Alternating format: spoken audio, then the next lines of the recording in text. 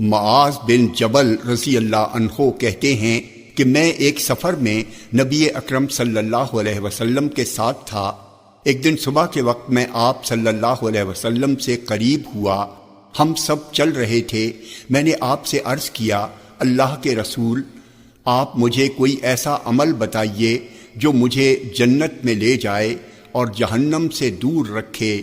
آپ نے فرمایا، تم نے ایک بہت بڑی بات پوچھی ہے، اور بے شک یہ عمل اس شخص کے لیے آسان ہے جس کے لیے اللہ آسان کر دے۔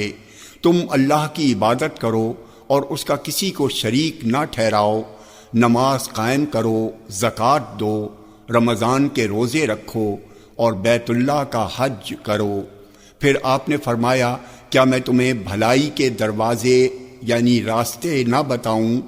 روزہ ڈھال ہے، صدقہ گناہ کو ایسے بجھا دیتا ہے جس طرح پانی آگ کو بجھاتا ہے، اور آدھی رات کے وقت آدمی کا نماز تہجد پڑھنا۔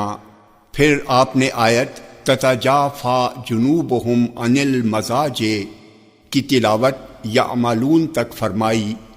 آپ نے فرمایا، کیا میں تمہیں دین کی اصل، اس کا ستون اور اس کی چوٹی نہ بتا دوں؟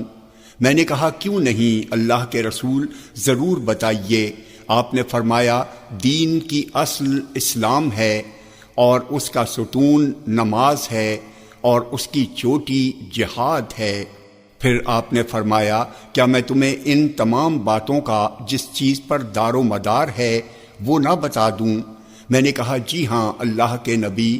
پھر آپ نے اپنی زبان پکڑی اور فرمایا، اسے اپنے قابو میں رکھو۔ میں نے کہا، اللہ کے نبی، کیا ہم جو کچھ بولتے ہیں اس پر پکڑے جائیں گے؟